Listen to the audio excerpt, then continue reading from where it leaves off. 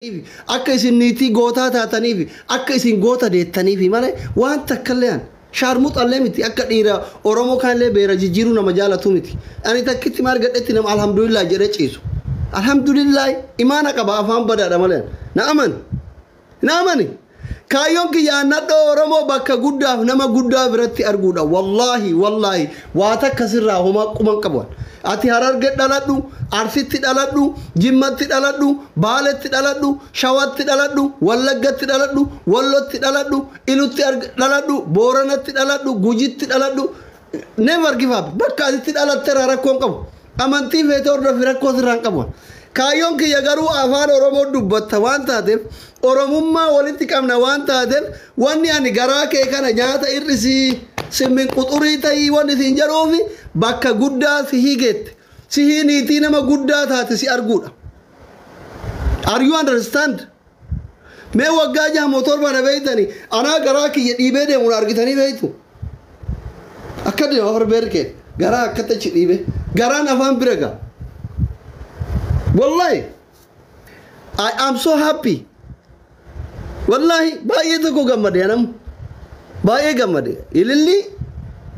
ililli by the way arra isinii faara malee gaaf jarre jawwee mana hidhaa ture sanuyyuu Jowaariin dhukkuba jettee achitti dhaqxee kiisiin gillaxallaxaa turte yaa mana hidhaa keessatti goota jaalalaati ililli wallahi hay ililli hay doktor ililli ati dhuguma doktorii dabar ati aanaa wajji waggaa ilmi torba baratuu dhiifte malee you are Itoophiyaa keessatti Oromoon doktoriin Oromoon qabdu doktorii dhugaa matoo ka doktorummaa ofii nutti agarsiifte goota jaalalaan boojite gubbarraa gad ilaalte doktorummaa ofii intalti nutti argisiifte takkitti intala jaarraa abbaa gadaa doktor Ilillii Jamaal jedhamti dhugaan jiru kana fudhadhu midira duqqeetaan fudhu kana.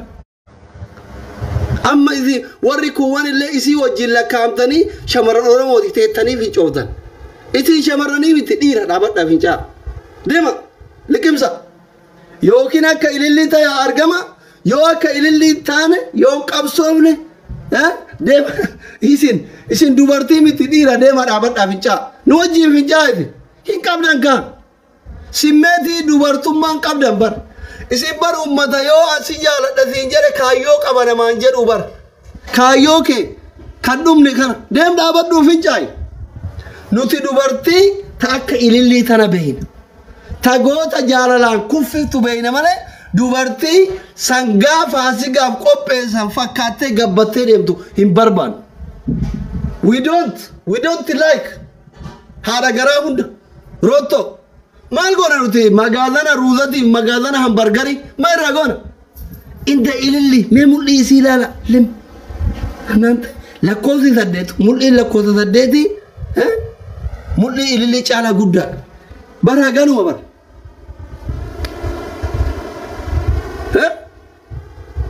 haa ililli Jamaal maqaa nutti goote abboo maqaamni kee haa fagaatu wallahi maqaamni kee haa fagaatu wallahi batam Doktor Ilillin maqaanutti goote maqaamni kee fagaatu.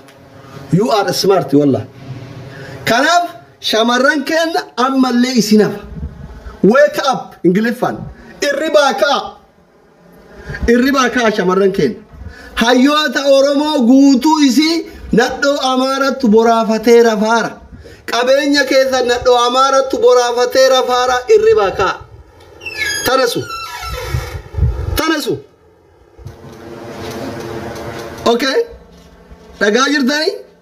Miira keessaa wayi doktorii yaani. Miira keessaan bahu miira keessa jira. Hundi keessan irribaa ka'a. Hundi keessan. Amma zinnaashin fa'a.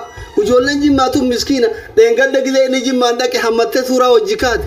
Kiisingiin hin laxallattu haanamittiin hin haaftee jala goondaritti baddu. Shamarri Oromoo gisee abiyyiin argite iyyitee suuraa hojii kaatu. Gisee argite kiisingiin limittiin gootu. Hainaafte gara gondar qajeeltu mina aynatu faaraa hisminachu inni mootummaadhaan si shakku suuratti jigaamiti kiisingi itti qabi afaan keessa namitti namaadhaan yoosaan gondaritti galtu ati yoo carraa haadha manaa ta'uu dhabdallee Oromoo biraatti carraa bantii jechuudha isin ikkoo faaraan osoo shamara ta'e osoo dubartii ta'e isin agarsiisa man indi hoone Kaireen gaddu kan torban kana keessa jimmaan dhaqee shamarran jimmaa kana wajjin suuraa kaa'atu. Inni iyyiti kana abbichuu akkasii miti. Carraa abiyyiin bira ga'u yoo argatte kiisiin gin qabi. Maa pirezidaantii maamme jaartiin pirezidaantii maamme tu as gubbatti dhungataa oolti. Namicha halkanii guyyaa afaan hin dhiqanne pirezidaantii maamme iyyuu mootummaan dhimas. Argitee namicha rabbii gaditti biyya sana harkaa qabu argattee afaan keessa dhungattee duute maal rakkoo qaba? Carraa nama biraatii banta. Maal rakkoo qaba?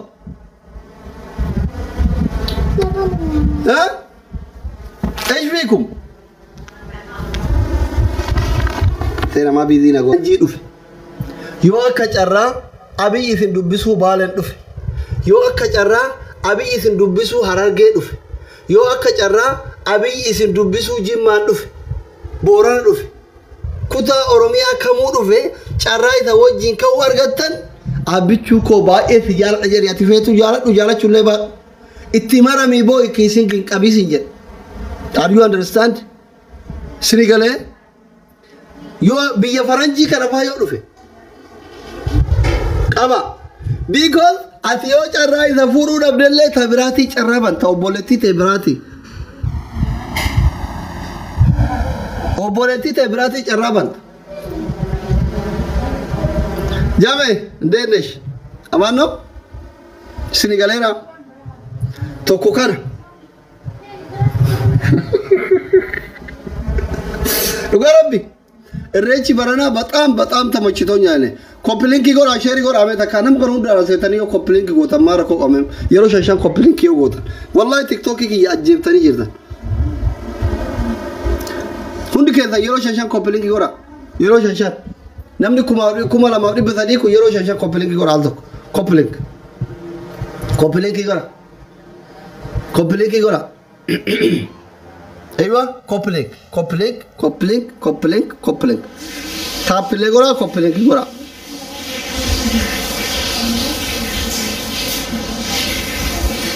meeqa geettan maasha Allah